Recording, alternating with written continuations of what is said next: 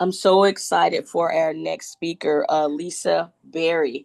I can't wait to hear the strategies that she's going to be given today for the Courage to Heal Summit. Lisa, if you could introduce yourself. Hi, everyone. Wonderful to be here today. My name is Lisa Berry, and I am a technology industry entrepreneur and also a speaker and a coach, and been around the corporate world for a while and have some wonderful things to share about what it's like to prioritize yourself when you're going through the healing process. So, if you're ready, I'd say buckle up, put your seatbelt on, put your hat on, and get ready to go because this is it for this time of year. My to-do list is growing. The hustle and bustle. Amazon, in store. Do I go? Do I do the dishes? Is there bill? Is there work? My boss is on my back. That lady is so rude. My goodness, it's just such a nightmare. Do you ever stop and think, someday I'm going to make time for myself? Or when is it my turn to prioritize me? For many of us, self care feels like a luxury, and it shouldn't be because it's not. Did you know that statistics show that only about 34% of women practice self care? But interestingly, for men, things are changing because recent statistics show that 95% of them are at least starting to practice mental well being in the form of self care. Now, why is self care such a problem? And I started to look into this because I was no person that was exempt from not prioritizing myself. And the problem I found was guilt. We feel guilty. We feel guilty for taking care of ourselves, feel guilty because, well, I needed a new coat, but my kid could use a new pair of shoes. They're still fit, but mine doesn't. But what do we do as parents? Of course, we're going to put our kids first. And by no means, I'm not saying don't put your children first. But if you ever were on an airplane and you heard that safety briefing, it tells you the stewardess loud and clear says, if the masks fall down from the sky or fall down from the ceiling, put yours on first, then take care of the people around you. Because, folks, I've got news for you. If you don't start taking care of yourself, you're not going to be around to take care of those other people. And what that means is allowing yourself not only to prioritize yourself, but to start healing. So today, what I'm sharing with you, especially as we navigate this holiday season, because some of us find it such a joyous time of year, but some of us also find it a very stressful time of year. And now, as things are so evident, the hustle, the bustle, we want everything so instantly, we want it now. Today, what I'm sharing with you is 3 practical strategies, 3 daily shifts that you can implement into your routine without freaking your brain and your body out so that you can begin the transformation to becoming and recognizing that it's okay to prioritize self care for you because this is the foundation for you to start showing up as your best self. Now, as I mentioned a moment ago, I am an international speaker. I'm a business owner. I'm a coach. I'm a co-founder of a tech services company. I've been a TEDx speaker and even an event curator. And that sounds like a lot, and you better believe it was a lot because even as I say it to this day, my shoulders start to feel heavy again. Because in my career, as a leader in the industry, one thing I found out is the key for success is confidence. Now, some of us have confidence showing up in different ways in our lives. And what I've done in my research, using me as part of the petri dish, if you will, the example, and then talking with others, is confidence is a spectrum. We're not confident about everything in our lives. It's just not possible. We're human beings. But the number one thing that I want you to think about today is I want you to learn to be confident in being kind to yourself. If you can do nothing else today when you leave this talk, I want you to be on the mission to be kinder to yourself. Learn to give yourself some grace. And I say that because we oftentimes think, the dishes aren't done. I've got to get the kids to the ball game. I've got to do this. My boss tells me I've got to do this. They want me to come over here. And can you feel me ramping up my talking? And that's exactly how it feels, right? That's how it felt for me too. And what I found out was that, holy crap, my level of confidence at work, at home, started to waver because I was so stressed out, I didn't even realize it. So the number one strategy, or the first strategy that I'm going to teach you today, is about the permission to pause and just be for a moment.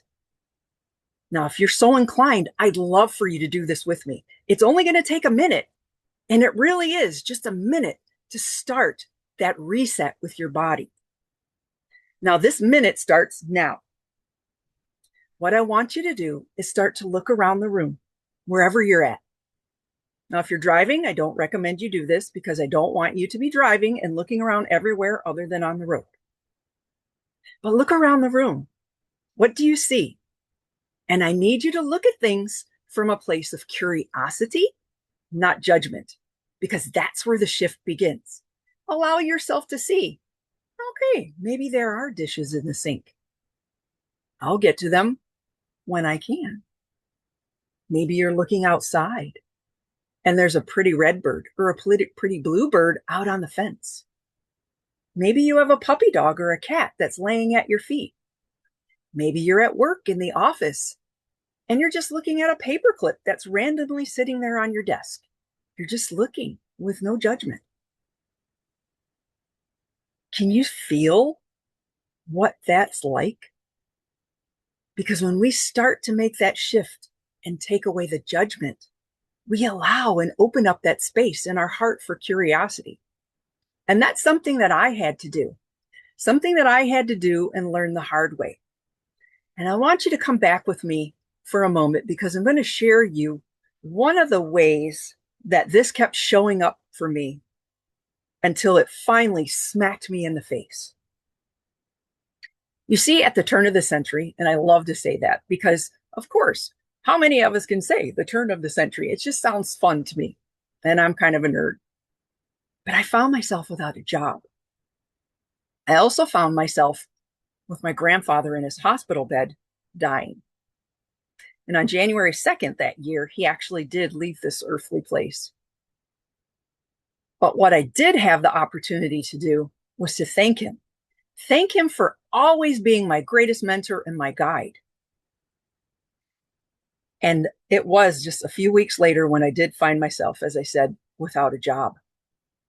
That was back when the tech industry was kind of wonky. Couldn't get a job in the tech industry. Tried to get a job as a server. And by no means am I saying being a server is a bad job. In fact, it's quite lucrative for a lot of people. But they wouldn't have me. They told me I was too overqualified. I found myself going to a labor-ready place to get a temporary job because I was running out of money. I soon lost that job too. When I found myself, folks, not too far off after, was with the last $5 in my pocket because you see, I had maxed out all of my credit cards. My bills were all behind. They were coming to take my house from me. They told me, lady, you need to make a decision because we're about to foreclose. And there I was at the grocery store. And the part about what I bought wasn't so important as much as what happened when I came out of the store. You see, a lot of people, if you recall as a child, I know I did this and maybe you did too. You get on the back of the grocery cart or buggy, as you call it, and you push it, and you jump out and you ride it down the aisle. Well, this is what I encountered on my way out of the store. There's a lady, and she was doing that down the same aisle where my car was parked. And she looked like she was having a great time. And just as she slowed down, she did it again. push the cart, and on down the aisle she went. But this time something different happened. You see, she had this big tote bag hanging from her wrist. And instead of it just going with her, it went in this big circle like this. And when that happened, a bunch of change started to rain down like it was coming out of the sky onto the ground.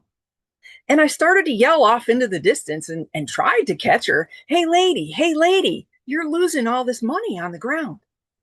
She didn't care. She just kept on going. And I yelled again, hey, lady, hey, lady. She didn't care. And just as I was getting up to my car, she was actually backing out and leaving the parking lot. But what I found at the back of my car was the change. And I was never so humble as I started and bent over and picked up coin by coin by coin.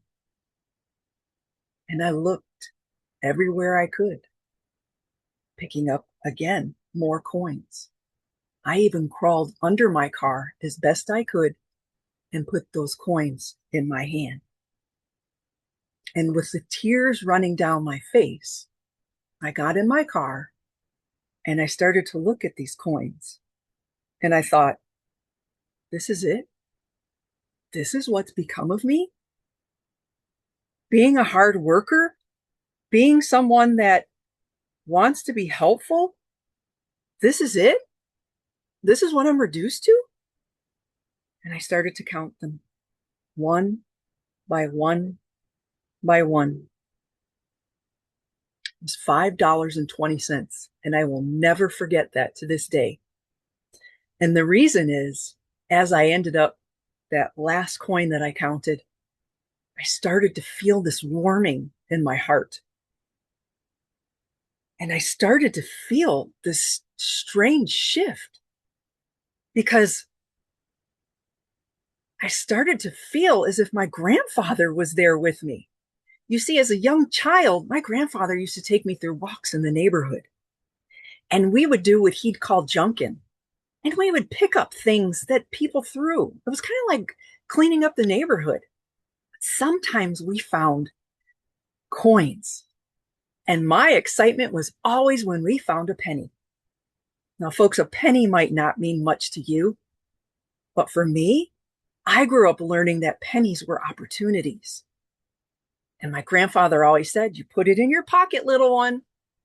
And even on the day that I didn't have a pocket, he told me you put it in your shoe because life doesn't give you that many opportunities and you need to look at every one of them. Now, my 4-year-old mind didn't know what was happening, that was going to be such a life-changing moment for me some 30 years later. But back when I'm sitting in the car looking at these coins, it was as if he was shining down on me saying, it's going to be okay. It's going to be okay. And do you know what happened next? I found the courage to go to the food bank and ask for the bag of food. I found the courage to prioritize me for a change, to say, I need help. Because you see, folks, I grew up as a people pleaser, the person that didn't understand personal boundaries, the person that always said yes. And if that's you, know that I hear you loud and clear. Because prioritizing you, beginning to make that shift, is what's going to allow you to become that best you, the person that you're meant to be. So giving you that permission to pause. Now, practicing those terms, those micro shifts, those shifts are not as easy as everyone tells you. I know a lot of people out there that are coaches and self-care advocates are going to tell you, you can do this and you can do that. And I'm here to tell you, I had to come up with a system that worked for me because guess what? If you're anything like me, you love change when it's on your terms.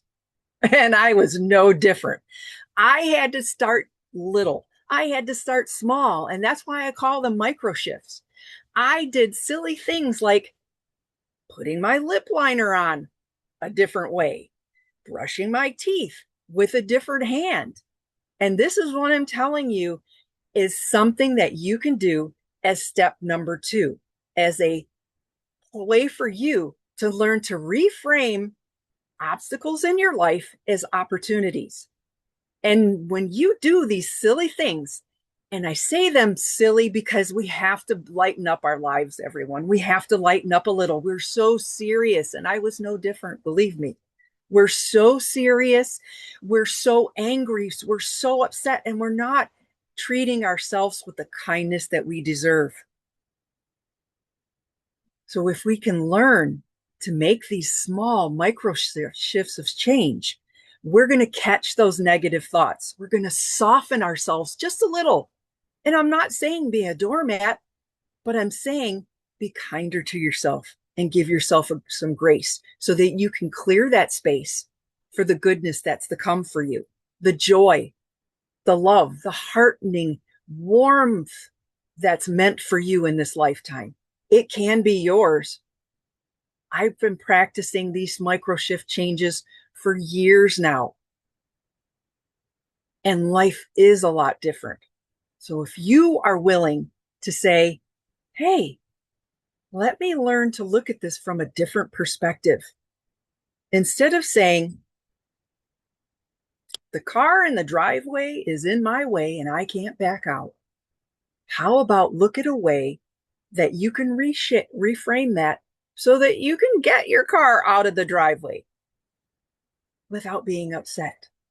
Now, I'm not saying we're perfect as human beings, and there's no need to be perfect. There is absolutely no need to be perfect, but there is a need for you to catch the negative thoughts and give yourself some grace.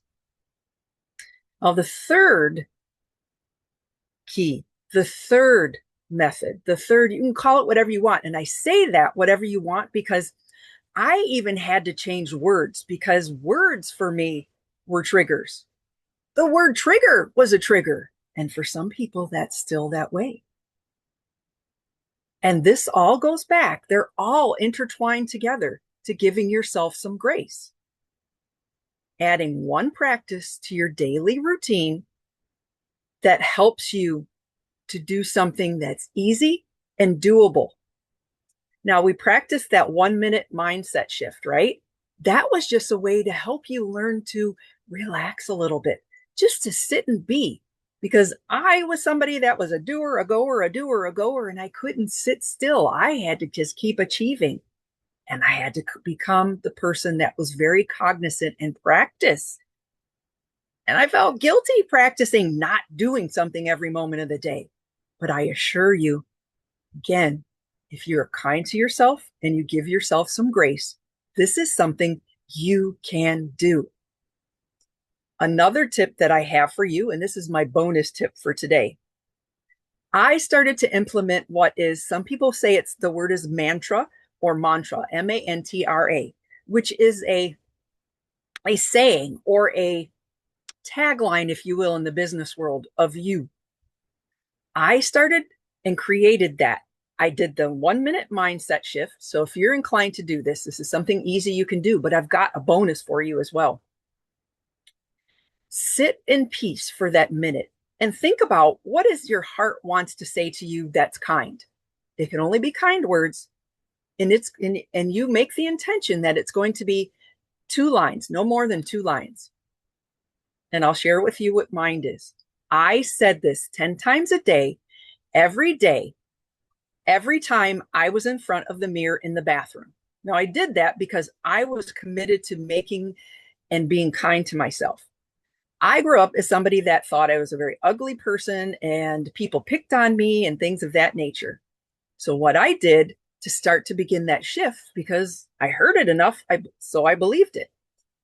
My mantra, and still the same to this day, was beautiful lady, beautiful girl, beautiful lady here in the world. And I said that so many times until I believed it. And I can tell you, ladies and gentlemen, when I look in the mirror now, I go, damn, I look good today. And that's even on the days when I'm traveling incognito with no makeup on, because I believe it, and you can too. So that was my bonus tip for you today. Amid the busyness of the holiday and the holidays to come, please, if anything, don't forget that the greatest gift that you can give yourself and others is your well being. Share love, breathe deep, feel lighter. The next time you see a penny on the sidewalk, will you pick it up? Because you never know what opportunity is going to be there. And like my grandpa said, doesn't matter if it's heads or tails, you pick it up because life only gives you so many opportunities. So will you take that next step? My departing words for you today and my offer to you and my gift is my Confidence Spectrum checklist, which is the daily checklist of 10 things that you can do to help you begin to prioritize you and begin to heal. I hope you enjoy the holidays, and I hope for you, you get everything that you dream of.